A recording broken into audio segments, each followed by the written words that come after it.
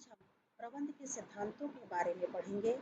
प्रबंध के सिद्धांतों से क्या आशय होता है? तो देखिए, प्रबंध के सिद्धांत वह नियम, मान्यताएं एवं परंपराएं हैं जो प्रबंध द्वारा निर्धारित उद्देश्यों को प्राप्त करने के लिए अपनाई जाती हैं। उन्हें प्रबंध के सिद्धांत कहा जाता है। इनकी प्रभावशीलता सर्वव्यापी होती है और किसी भी देश में, किसी भी समय, किसी भी संगठन में इन्हें लागू किया जा सकता है। प्रबंध के सिद्धांत वो बुनियादी नियम होते हैं जिनका प्रयोग प्रबंध के कार्यों को संपादित करने के लिए होता है। सिद्धांत सदैव कारण और परिणाम में संबंध स्थापित करते हैं तथा विचार एवं क्रिया का मार्गदर्शन करते हैं। प्रबंध के सिद्धांतों की परिभाषाएं। तो प्रबंध के सिद्धांत की परिभाषा जॉर्ज आर टेरी ने दी थी। उनके अनुसार प्रबंध को एक ऐसे आधारभूत कथन या सत्य के रूप में परिभाषित किया जा सकता है जो किसी विचार या कार्य का मार्गदर्शन करता हो। कुंटज तथा ओडोनेल ने कहा, प्रबंध के सिद्धांत मान्यता के वे मूलभूत सत्य होते हैं जो प्रबंध संबंधी कार्य के परिणाम की भविष्यवाणी करने में महत्वपूर्ण होते हैं। इन परिभाषाओं के आधार पर हम सरल रूप में एक परिभाषा के रूप में कह सकते हैं कि प्रबंध के सिद्धांत उन विधियों तथा नियमों का प्रतिनिधित्व करते हैं जो प्रबंध संबंधी कार्य के लिए मार्गदर्शक की भूमिका निभाते हैं, जिनका उद्देश्य प्रबंधकीय कुशलता में सुधार करना तथा विवेकशीलता का विकास करना होता है। प्रबंध की परिभाषा और प्रबंध का आशय जान लेने के बाद में अब हम प्रबंध के सिद्धांतों की विशेषताओं का अध्ययन करेंगे। प्रबंध के सिद्धांतों की पहली विशेषता होती है कि ये सर्वप्रयुक्त होते हैं या सार्वभौमिक होते हैं। प्रबंध के सिद्धांत सभी प्रकार के संगठनों में प्रयुक्त किए जा सकते हैं। यह संगठन व्यावसायिक, गैर व्यावसायिक, छोटे, बड़े, सार्वजनिक तथा निजी क्षेत्र के हो सकते हैं। यहाँ पर सर्वप्रयुक्त से आशय उस सत्य से है जो सभी क्षेत्रों में समान रूप से लागू होते हैं, चाहे वो धार्मिक हो या सरकारी संगठन हो या सामाजिक संगठन हो। प्रत्येक संस्था के अपने लक्ष्य होते हैं, अपने उद्देश्य होते हैं, जिनको पूरा करने के लिए ये सिद्धांत जो होते हैं वो हमारे को बहुत काम के होते हैं। सामूहिक प्रयासों से हम इन सिद्धांतों की सहायता से अपने लक्ष्य को प्राप्त कर सकते हैं। दूसरी विशेषता आती है प्रबंध के सिद्धांतों की सामान्य मार्गदर्शन। सिद्धांत कार्य के लिए मार्गदर्शन का कार्य करते हैं।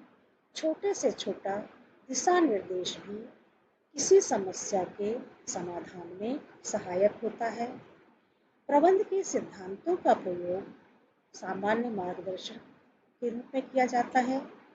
देखिए, नियम जो होते हैं उनको हम कठोरता से लागू नहीं कर सकते, क्योंकि अगर हम नियमों को कठोरता से लागू करेंगे तो उससे वो नियम सही तरीके से लागू नहीं हो पाएगा। हम इन सिद्धांतों का प्रयोग एक मार्गदर्शक की तरह से ही कर सकते हैं। प्रबंध के सिद्धांतों की अगली विशेषता आती है व्यवहार एवं शोध द्वारा निर्मित।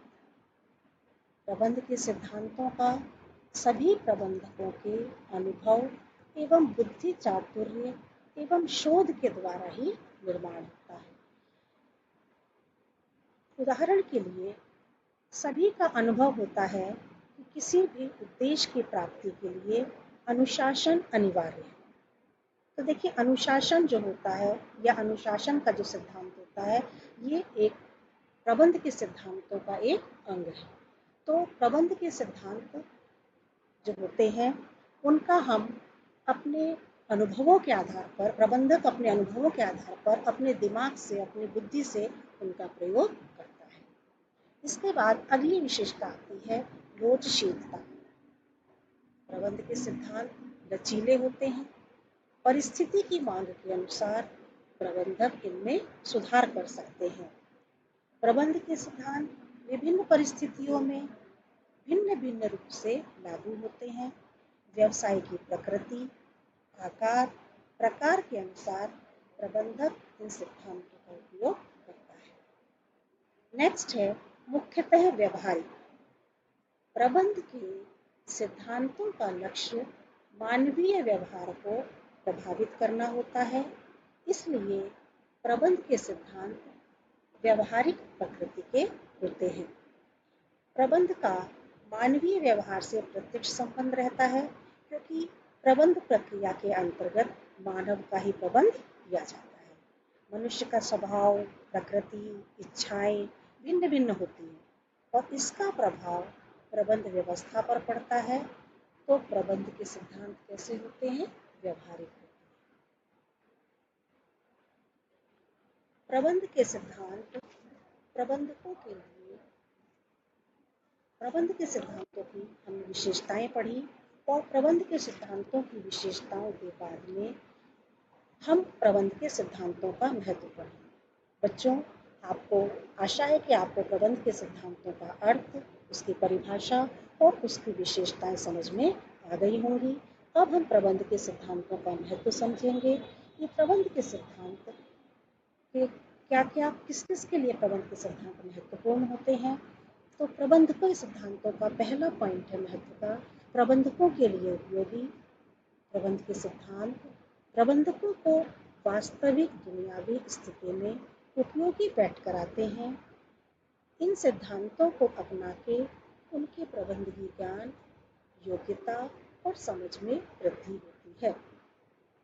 इससे प्रबंधक जो होता है वो अपनी भूलों से कुछ नया सीखता है और बार बार उत्पन्न होने वाली समस्याओं को तेजी से हल करके समय की बचत करता है। तो प्रबंधक को जब कभी उसके सामने कोई परिस्थिति आती है तो वो इन सिद्धांतों की सहायता से निर्णय लेता है।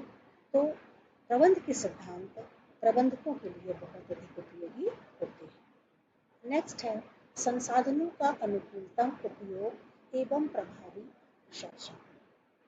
कंपनी को उपलब्ध मानवीय एवं भौतिक दोनों संसाधन सीमित होते हैं, इनका अधिकतम उपयोग करना होता है। प्रबंध के सिद्धांत इनके अनुकूलतम उपयोग में सहायक होते हैं। यहाँ पर संसाधनों के अनुकूलतम उपयोग से अभिप्राय यह है कि संसाधनों का इस प्रकार से उपयोग किया जाए कि उनसे कम से कम लागत पर अधिकतम लाभ प्राप्त हो सके। सिद्धांतों की सहायता से प्रबंधक अपने निर्णय एवं कार्यों में कारण और परिणाम के बीच में संबंध का पूर्वानुमान लगा सकते हैं।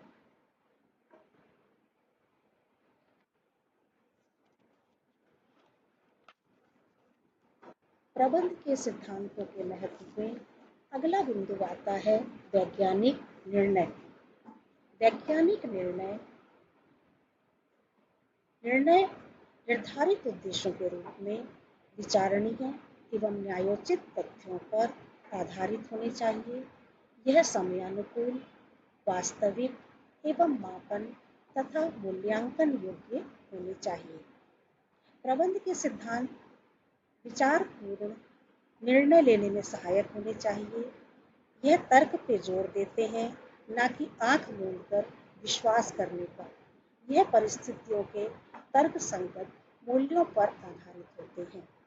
प्रबंधक के द्वारा जो भी समस्याएं होती हैं या जो भी निर्णय लिए जाते हैं, यदि उनके संबंध में कभी कोई प्रश्न उठता है तो वो अपने तर्क के द्वारा उस निर्णय को सही बता सकते हैं कि हमने ये इस परिस्थिति में इस सिद्धांत का उपयोग क्यों किया। नेक्स्ट आता है बदलती पर्यावरण की आवश्यकताओं को पूरा करना। सिद्धांत यद्यपि सामान्य दिशा निर्देश प्रकृति के होते हैं, तथापि इनमें परिवर्तन होता रहता है, जिससे यह प्रबंधकों की पर्यावरण पर बदलती आवश्यकताओं को पूरा करने में सहायक होते हैं। उदाहरण के लिए प्रबंध के सिद्धांत श्रम विभाजन एवं विशिष्टीकरण को बढ़ावा देते हैं। आधुनिक समय में यह सिद्धांत सभी प्रकार के व्यवसायों पर लागू होता है। आज की परिस्थिति में हम देखें कि अगर हमने हमारा जो पर्यावरण है, हमारा जो वातावरण है, वो जैसे ही बदलता है उसके हिसाब से हमें अपने कार्य में या हमें अपने निर्णयों में भी परिवर्तन करना होता है। तो हम प्रबंध के सिद्धांत जो होते हैं उसमें हमारी बहुत सहायता करते हैं। प्रबंध के सिद्धांतों का आखिरी बिंदु आता है प्रबंध, प्रशिक्षण, शिक्षा एवं अनुसंधान। प्रबंध के सिद्धांत प्रबंध विषय के ज्ञान का मूलाधार है। इनका उपयोग प्रबंध के प्रशिक्षण, शिक्षा एवं अनुसंधान के आधार के रूप में किया जाता है। यह सिद्धांत प्रबंध को एक शास्त्र के रूप में विकसित करने का प्रारंभिक आधार तैयार करते हैं। आज के समय में जो MBA और BBA की शिक्षा दी जाती है उसमें प्रारंभिक स्तर के पाठ्यक्रम में इन सिद्धांतों को पढ़ाया जाता है। तो ये हमने प्रबंध के सिद्धांतों के महत्व को समझा। प्रबंध के सिद्धांतों का महत्व आप लोगों को समझ में आ गया होगा। अब इसके बाद हम पढ़ेंगे वैज्ञानिक प्रबंध का अर्थ। व्यावसायिक प्रबंध के क्षेत्र में वैज्ञानिक पद्धतियों का उपयोग ही वैज्ञानिक प्रबंध है। आधुनिक समय में किसी भी कार्य को व्यवस्थित संपादित करने के लिए वैज्ञानिक पद्धतियों का होना आवश्यक होता है।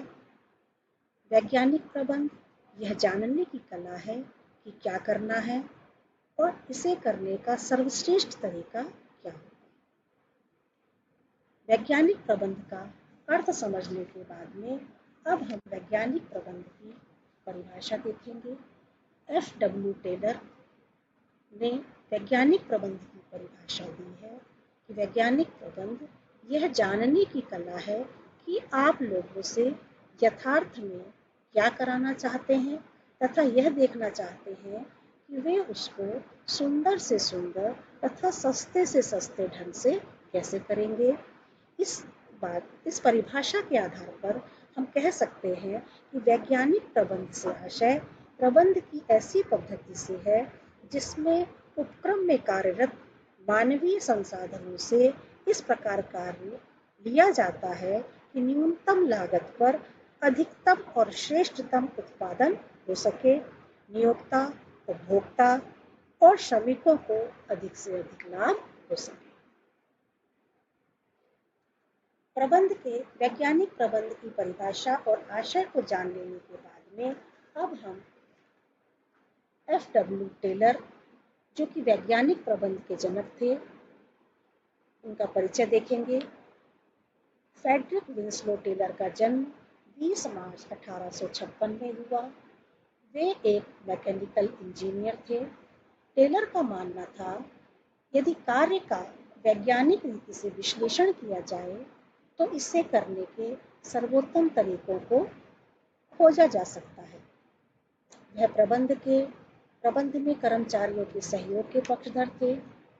1896 में बेथलेहम स्टील कंपनी में नियुक्ति के बाद उन्होंने वहां पर कार्यानुसार मजदूरी पद्धति को लागू किया। उन्होंने the principle of scientific management पुस्तक लिखी जिसमें उन्होंने प्रबंध के सिद्धांत और प्रबंध की तकनीकों का वर्णन किया है जिनको हम आगे अध्ययन करेंगे। टेलर के अनुसार वैज्ञानिक प्रबंध के सिद्धांत जो है उसमें पहला सिद्धांत है विज्ञान पद्धति ना कि अंगूठा टेक नियम, सहयोग ना कि टकराव।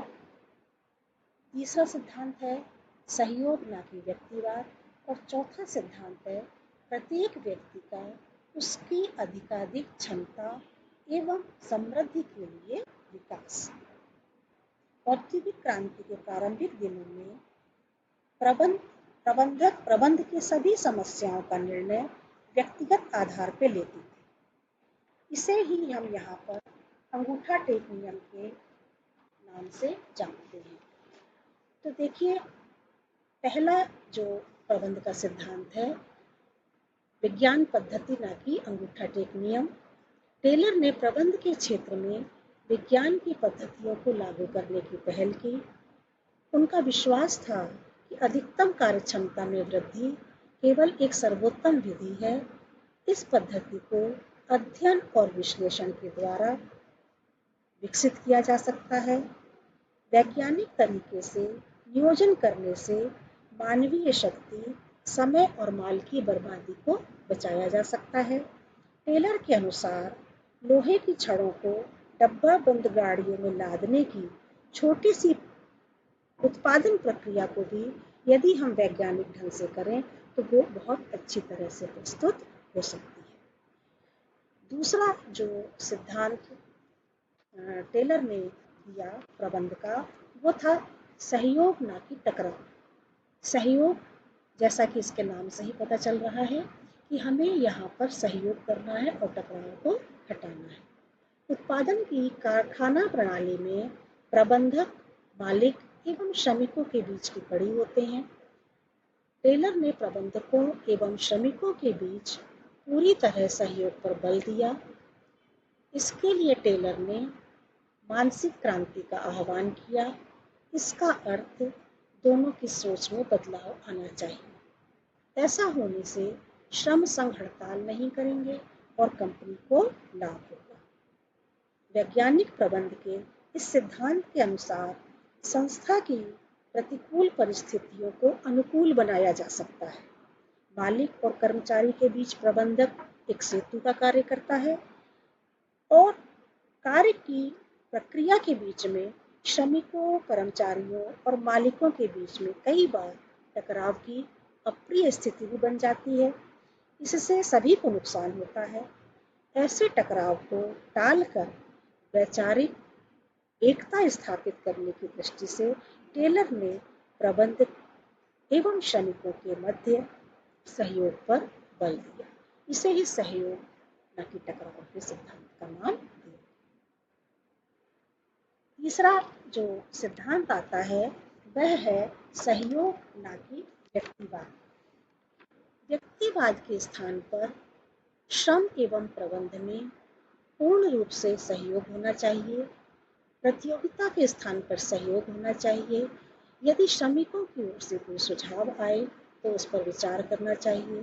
प्रबंध में उनकी भागीदारी होनी चाहिए और यदि उनका सुझाव प्रशंसनीय है तो पुरस्कार भी देना चाहिए। इस सिद्धांत के अनुसार व्यक्तिवाद के स्थान पर सहयोग की भावना को प्रोत्साहित करना है। व्यक्तिवाद की भावना, जिसको हम कहते हैं कि किसी एक व्यक्ति के साथ या किसी श्रमिकों के साथ हमें पक्षपात नहीं करना चाहिए। हमें सभी श्रमिकों को एक साथ लेकर सहयोग की भावना के साथ में कार्य करना चाहिए। अगर हम उनके साथ में सहयोग करेंगे तो वो भी हमारे साथ में पूरे अपनेपन के साथ में हमारा कार्य करेंगे।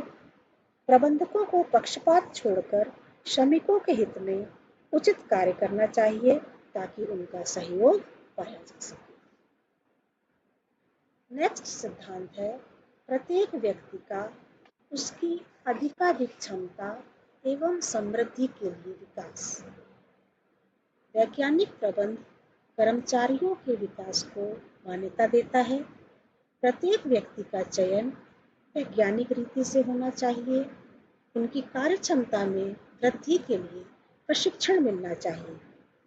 वैज्ञानिक तरीके से कार्य करने के परिणाम स्वरूप श्रेष्ठतम पद्धति विकसित होती है। उसको सीखने के लिए कर्मचारी को प्रशिक्षण आवश्यक होता है। कर्मचारी को जो कार्य सौंपा जाए वह उसकी शारीरिक, मानसिक और बौद्धिक योग्यता के अनुरूप होना चाहिए और कोई भी श्रमिक अपना काम तभी अच्छे तरीके से कर पाएगा जब हम उसे उस कार्य को करने के लिए उचित प्रशिक्षण देंगे, उसका विकास करेंगे। ये हमने जो पढ़ा, ये प्रबंध के सिद्धांत, वैज्ञानिक प्रबंध के सिद्धांत थे जो टेलर द्वारा प्रतिपादित किए गए थे। अब हम इसके बाद में टेलर के वैज्ञानिक प्रबंध के सिद्धांतों के बाद वैज्ञानिक प्रबंध की तकनीकों का अध्ययन करेंगे। इसमें पहली तकनीक आती है कार्यात्मक फोरमैनशिप। फोरमैन वह केंद्र बिंदु होता है जिसके चारों ओर पूरा उत्पादन, नियोजन, क्रियान्वयन एवं नियंत्रण घूमता है। टेलर के अनुसार कार्य प्रमुख सहायक से लेकर निचले स्तर के कर्मचारियों को इस प्रकार दिए जाएं कि वे अपना कार्य आसानी से पूरा कर लें। इसके लिए उन्होंने कारखाना प्रबंध के कार्य को दो प्रमुख उप विभागों में बांटा, पहला नियोजन विभाग और दूसरा उत्पादन विभाग। और इन दोनों विभागों के लिए उन्होंने विशेषज्ञों की नियुक्ति की और दोनों विभागों में एक एक विशेषज्ञ के अलावा चार चार विशेषज्ञों की और नियुक्ति की जो अपने अपने विभाग के कार्यों में सहयोग देते हैं। इस प्रकार संगठन में 8 विशेषज्ञ नियुक्त किए गए और इस प्रणाली को उन्होंने फोरमैनशिप या कार्यात्मक फोरमैनशिप का नाम दिया। इसे हम फोरमैनशिप की तकनीक के नाम से जानते हैं। कार्य का प्रमापीकरण। प्रमापीकरण भी वैज्ञानिक प्रबंध की तकनीक है। उत्पादन के प्रमापों का पूर्व निर्धारण कर लिया जाता है। श्रमिक के एक कार्य दिवस के कार्य, कच्चे माल, मशीनों, औजारों, विधियों आदि को प्रमापित कर लिया जाता है। प्रमापीकरण द्वारा कम से कम परिश्रम में श्रेष्ठ उत्पादन संभव है। यहाँ प्रमापीकरण से आशय प्रत्येक व्यावसायिक क्रिया के लिए मानक निर्धारण से है और सरलीकरण का उद्देश्य व्यर्थ किस्मों, आकार और आयामों को समाप्त करने से है। जब प्रमापीकरण किया जाता है तो उस प्रमाप के आधार पर हम कार्यों को करवाते हैं। जो हमने एक स्टैंडर्ड निर्धारित कर लिया है उसके आधार पर हम कार्य को करवाते हैं। इसे हम कार्य का प्रमाणीकरण कहते हैं। विभेदात्मक पारिश्रमिक प्रणाली। टेलर ने श्रमिकों को प्रोत्साहित करने के लिए विभेदात्मक मजदूरी पद्धति अपनाने का सुझाव दिया। इस पद्धति के अनुसार श्रमिक को मजदूरी समय के आधार पर न दी जाकर कार्य के आधार पर दी जाती है। मजदूरी पद्धति ऐसी हो जिससे श्रमिकों को अधिक कार्य करने के लिए प्रोत्साहन मिले। इसके लिए टेलर ने ऋणात्मक मजदूरी पद्धति का प्रतिपादन किया। टेलर ने विभेदात्मक पारिश्रमिक प्रणाली के पक्षधर थे। वे कुशल और अकुशल कारीगर में अंतर करना चाहते थे। वो चाहते थे कि कुशल कारीगर जो होते हैं, श्रमिक जो होते हैं, उनको पारितोषिक मिलना चाहिए। उनके अनुसार प्रमापित समय में जो श्रमिक कार्य कर ले उसे श्रमिक को ऊंची दर से मजदूरी दी जाए और जो श्रमिक समय पे काम नहीं कर पाते हैं उन्हें निम्न दर से मजदूरी दी जाए। वो श्रमिक को अच्छे से अच्छा कार्य करने के लिए प्रेरित करते थे। आज के हमारा जो अध्याय है इसमें हम यहीं तक अध्ययन करेंगे और इस अध्याय का शेष भाग हम अगली कक्षा में पढ़ेंगे। धन्यवाद।